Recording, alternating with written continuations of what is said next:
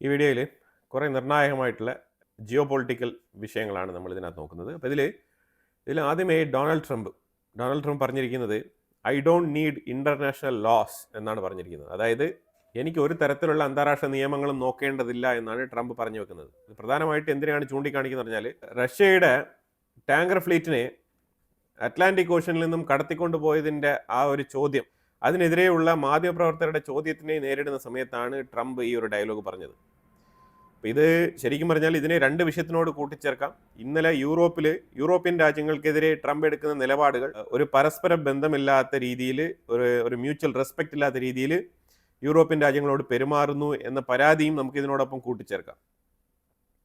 കാരണം ട്രംപ് പല ഇന്റർനാഷണൽ ഫോറംസിൽ നിന്നും പുറത്തായിരിക്കുകയാണ്.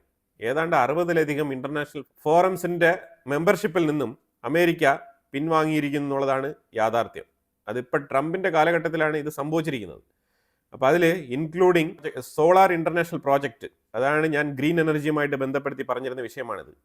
ഗ്രീൻ എനർജിയിൽ നിന്നും അമേരിക്ക പിന്നോട്ട് പോകുന്നു എന്നുള്ളതിൻ്റെ പ്രധാനപ്പെട്ട സൂചന വേറെ ഒന്നുമല്ല, ഈ എണ്ണ കമ്പനികൾ മൊത്തം മോണോപോളി ബിസിനസ്സായിട്ട് എണ്ണ വ്യാപാരം കൊണ്ടുവന്നു കഴിഞ്ഞാൽ പിന്നീട് ഈ സോളാർ പ്രോജക്റ്റും ഇതേപോലെ ഗ്രീൻ എനർജി പ്രോജക്റ്റ് ഇതൊക്കെ പ്രോത്സാഹിപ്പിച്ചു കഴിഞ്ഞാൽ പിന്നെ എണ്ണയുടെ വിൽപ്പന കുറയത്തില്ലേ? അപ്പോൾ അതുകൊണ്ട് ഈ ഫോസിൽ ഫ്യൂവൽ എത്രമാത്രം പ്രൊമോട്ട് ചെയ്യാൻ പറ്റുമോ അത്രമാത്രം പ്രൊമോട്ട് ചെയ്യാൻ വേണ്ടിയിട്ടാണ് ഇപ്പോൾ ട്രംപ് ഇറങ്ങി തിരിച്ചിരിക്കുന്നത്. അതായത് ഒരു പരിധി വരെ നമ്മൾ പറഞ്ഞു കഴിഞ്ഞാൽ മുന്നോട്ട് സഞ്ചരിക്കുന്ന ഈ ലോകത്തിനെ പിന്നോട്ട് വലിച്ചു നിർത്താൻ വേണ്ടിയിട്ട്, അതായത് റിവേഴ്സ് ഗിയർ ഇട്ട് പിന്നോട്ട് സഞ്ചരിക്കാനുള്ള ഒരു പ്രേരണയാണ് ട്രംപിൻ്റെ സർക്കാർ കൊടുത്തുകൊണ്ടിരിക്കുന്നത്. അതിന് പ്രധാനപ്പെട്ട കാരണം സാമ്പത്തിക ലക്ഷ്യം അതാണ്. അതായത് ഈ പെട്രോ ഡോളർ, അതേപോലെ തന്നെ ഈ എണ്ണ വിൽപ്പന, ഇതിലൊക്കെയുള്ള മോണോപോളികളിലാണ് അമേരിക്ക വളരെ നല്ല രീതിയിലുള്ള വളർച്ച നേരിട്ടത്, അത് പ്രത്യേകിച്ച് ആഫ്റ്റർ സെക്കൻഡ് വേൾഡ് വാർ. അപ്പം അതുപോലെ കുറച്ചുനാൾ കൂടി തുടർന്ന് പോകണം എന്നാണ് ട്രംപ് ആഗ്രഹിക്കുന്നത്, അമേരിക്ക ആഗ്രഹിക്കുന്നത്, അമേരിക്കയുടെ ഡീപ് സ്റ്റേറ്റ് ആഗ്രഹിക്കുന്നത്. അപ്പോൾ അതിനനുസരിച്ചാണ് കൃത്യമായിട്ട് കാര്യങ്ങളൊക്കെ മുന്നോട്ട് നീക്കുന്നത് അമേരിക്ക.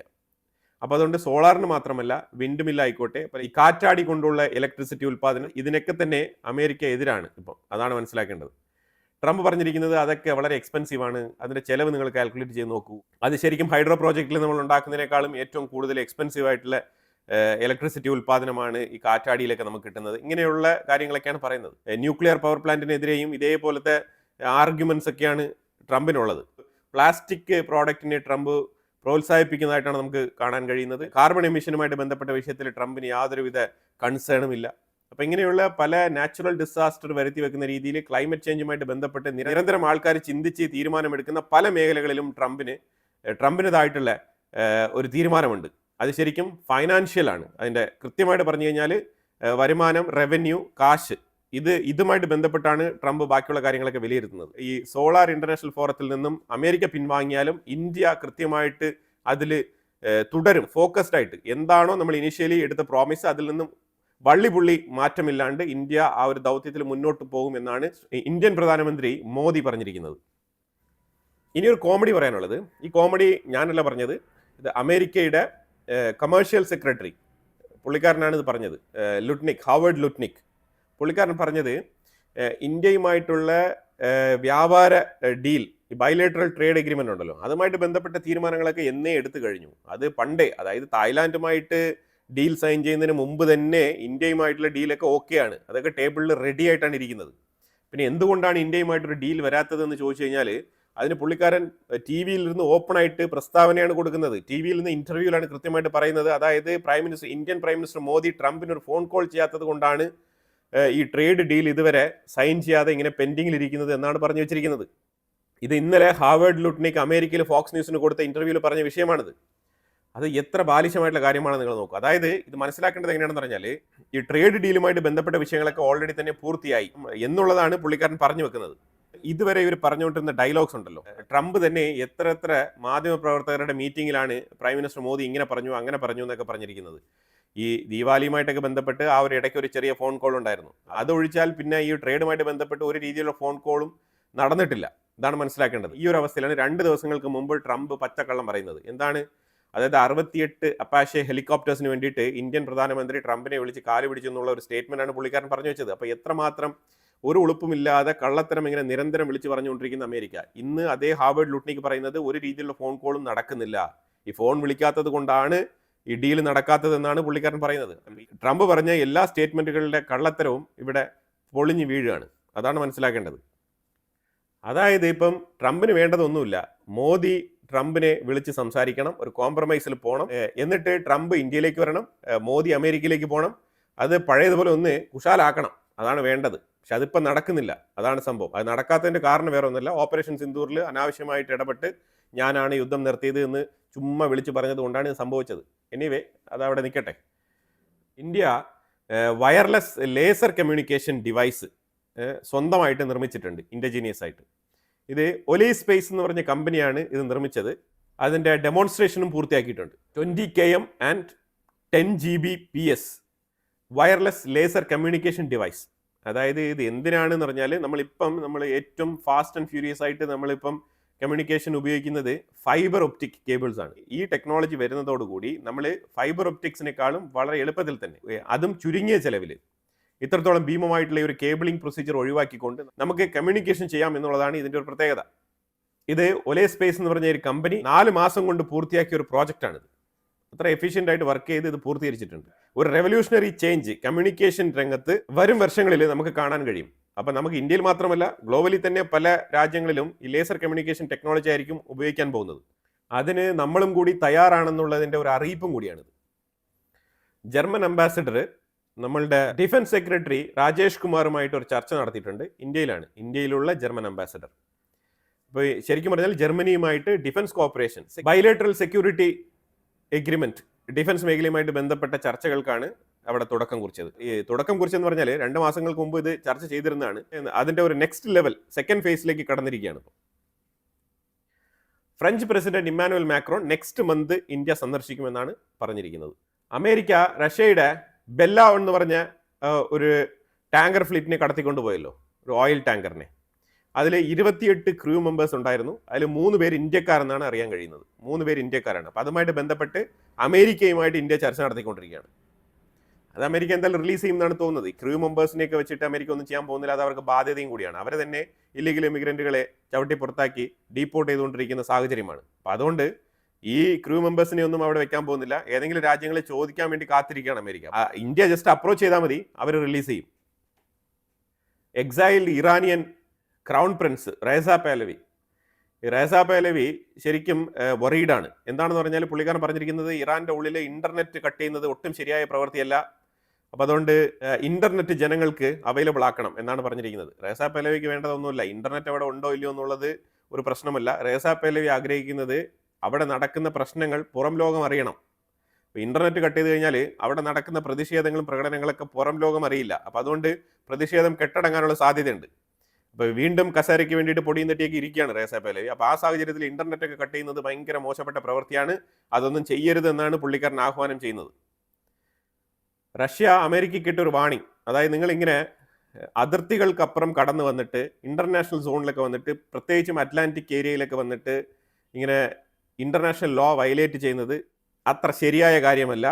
ഇതേ പ്രവൃത്തി എല്ലാവർക്കും ചെയ്യാൻ കഴിയും എന്നുള്ള നിലയിലാണ് സ്റ്റേറ്റ്മെന്റ് പറഞ്ഞിരിക്കുന്നത്. അമേരിക്കയ്ക്കെതിരെയാണ് പറഞ്ഞിരിക്കുന്നത്. ഇന്റർനാഷണൽ ലോയെ ഞാൻ വകവെക്കില്ല എന്നുള്ളതാണ് ട്രംപിന്റെ തീരുമാനവും ട്രംപിന്റെ നിലപാടും. അതാണ് അയാൾ മുന്നേ കൂട്ടി തന്നെ പറഞ്ഞു വെച്ചത്. അങ്ങനെ ഒരു വാർത്ത കൂടി നമുക്ക് അറിയാൻ കഴിയുന്നത്, റഷ്യ ഓർഷനിക് മിസൈൽ പരീക്ഷണം നടത്തിയിട്ടുണ്ട്. ശരിക്കും ഉക്രൈനിലെ ലിവ് എന്ന് പറഞ്ഞ ആ ഒരു ഏരിയയിലാണ് പരീക്ഷണം നടത്തിയത്. ഒരു വാർഹെഡിൽ 8 മിസൈലുകളാണ് ഉണ്ടായിരുന്നത്. 8 മിസൈലുകളും കൃത്യമായിട്ട് ടാർഗറ്റ് അച്ചീവ് ചെയ്തിട്ടുണ്ട് എന്നാണ് റഷ്യയുടെ ഡിഫൻസ് മിനിസ്ട്രി പറയുന്നത്. അപ്പോൾ ഈ ഓർഷനിക് മിസൈല് ന്യൂക്ലിയർ വെപ്പൺ ക്യാരി ചെയ്തുകൊണ്ടല്ല ഇത് നടത്തിയത്. ശരിക്കും കൺവെൻഷണൽ വാർഹെഡാണ് അവർ ഉപയോഗിച്ചത്. ഇപ്പോൾ ഈ ഓർഷനിക് മിസൈലിൻ്റെ ഒരു പ്രത്യേകത എന്ന് പറഞ്ഞാൽ അത് റോക്കറ്റ് പോകുന്ന പോലെ തന്നെയാണ് പോകുന്നത്. പകുതി വഴിക്ക് വെച്ചിട്ട് അതിൻ്റെ ഫ്യൂവൽ കമ്പാർട്ട്മെൻ്റ് ഒക്കെ സെപ്പറേറ്റ് ആവും. പിന്നീട് അതിൻ്റെ വാർഹെഡും എഞ്ചിനും മാത്രമായിരിക്കും മുന്നോട്ട് പോവുക. അപ്പോൾ ആ ഒരു സാഹചര്യത്തിൽ കൃത്യമായിട്ട് ടാർഗറ്റ് ലോക്ക് ചെയ്ത് കഴിഞ്ഞാൽ ഈ ഒറ്റ വാർഹെഡിൽ തന്നെ 6 മുതൽ 8 മിസൈലുകൾ ഘടിപ്പിക്കാൻ കഴിയും ഈ ഓർഷനിക്കിൽ. അപ്പോൾ അങ്ങനെ പോളണ്ടിൽ നിന്നും ജസ്റ്റ് 75 കിലോമീറ്റർ ഇൻസൈഡ്, അതാണ് ഉക്രൈൻ്റെ ലിവ് ഇരിക്കുന്ന ലൊക്കേഷൻ. ആ ഉക്രൈൻ ലീവിലാണ് ഈ ഒരു അറ്റാക്ക് നടത്തിയത്. ശരിക്കും അവിടുത്തെ എനർജി സ്റ്റേഷനാണ് ടാർഗറ്റ് ചെയ്തതെന്ന് പറയപ്പെടുന്നത്. അതുപോലെ തന്നെ അതുപോലെ ഇത്തവണ 6 അല്ല 8 മിസൈലുകളാണ് ഘടിപ്പിച്ചിരുന്നത്. ഈ 8 മിസൈലുകൾ കൃത്യമായിട്ട് ടാർഗറ്റ് അച്ചീവ് ചെയ്തിട്ടുണ്ടെന്നുള്ളതാണ് റഷ്യയുടെ സ്റ്റേറ്റ്മെന്റ്.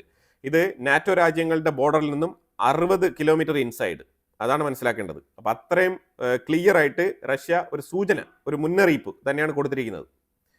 അപ്പം യൂറോപ്യൻ രാജ്യങ്ങളൊക്കെ ഇങ്ങനെ അങ്കലാപ്പിൽ നിൽക്കുന്ന സമയത്താണ് JD വാൻസ് ഉപദേശവുമായിട്ട് വന്നിരിക്കുന്നത്. JD വാൻസ് പറഞ്ഞിരിക്കുന്നത്, നിങ്ങൾ ഡൊണാൾഡ് ട്രംപ് അമേരിക്കൻ പ്രസിഡന്റിന്റെ സ്റ്റേറ്റ്മെന്റുകളും റിക്വസ്റ്റുകളും വളരെ സീരിയസ് ആയിട്ട് തന്നെ കരുതണം. നിങ്ങൾ വളരെ ലൈറ്റായിട്ട് ഇത് എടുക്കരുത്. ലൈറ്റായിട്ട് എടുത്തു കഴിഞ്ഞാൽ അതിന്റെ ഭവിഷ്യത്ത് നിങ്ങൾ അനുഭവിക്കേണ്ടി വരും എന്നുള്ളതാണ് JD വാൻസിന്റെ സ്റ്റേറ്റ്മെന്റ്. എന്ത് വിഷയത്തിലാണ്? ഗ്രീൻലാൻഡ്. ഈ ഗ്രീൻലാൻഡിന്റെ വിഷയം അമേരിക്കയ്ക്ക് ഒരു നാഷണൽ സെക്യൂരിറ്റി ത്രെട്ട് ആണെന്ന് ഞങ്ങൾ പറഞ്ഞുകൊണ്ടിരിക്കുന്നു. നിങ്ങൾ തരില്ല എന്ന് പറഞ്ഞുകൊണ്ടിരിക്കുന്നു. ഇതെന്ത് എവിടുത്തെ ന്യായം? നാറ്റോ രാജ്യങ്ങളല്ലേ, നമ്മൾ നാറ്റോയിൽ അംഗമല്ലേ, അപ്പോൾ ഞങ്ങൾക്കൊരു ത്രെട്ട് വരുന്നു എന്ന് പറഞ്ഞു കഴിഞ്ഞാൽ നിങ്ങൾ തരണ്ടേ എന്നുള്ള രീതിയിലാണ് വളരെ ലഘൂകരിച്ച് സ്റ്റേറ്റ്മെന്റ് പറഞ്ഞിരിക്കുന്നത്. പക്ഷേ അതേസമയം യൂറോപ്പിനെ ശക്തമായ രീതിയിൽ വാൺ ചെയ്തിട്ടുണ്ട് JD വാൻസ്. സൗദി പാകിസ്ഥാനുമായിട്ട് ഒരു ലോൺ സ്വപ്പ് എന്താണെന്ന് പറഞ്ഞാൽ $2 ബില്യൺ വർത്ത് വരുന്ന ലോൺ കൊടുക്കും സൗദി അറേബ്യ പാകിസ്ഥാന്. 2 ബില്യൺ. ഓക്കെ, ലോട്ടറിയാണ്. അതിന് പകരം Pakistan JF-17 fighter jet Saudi അറേബ്യയ്ക്ക് കൊടുക്കണം. ഇതാണ് ഇപ്പോൾ നിലവിലൊരു തീരുമാനം. അപ്പോൾ ഇത് എന്തുകൊണ്ടാണെന്ന് പറഞ്ഞാൽ, സൗദി അറേബ്യയുടെ തൊട്ടടുത്ത് കിടക്കുന്ന രാജ്യമായിട്ടുള്ള UAE പാകിസ്ഥാൻ സന്ദർശിച്ചു.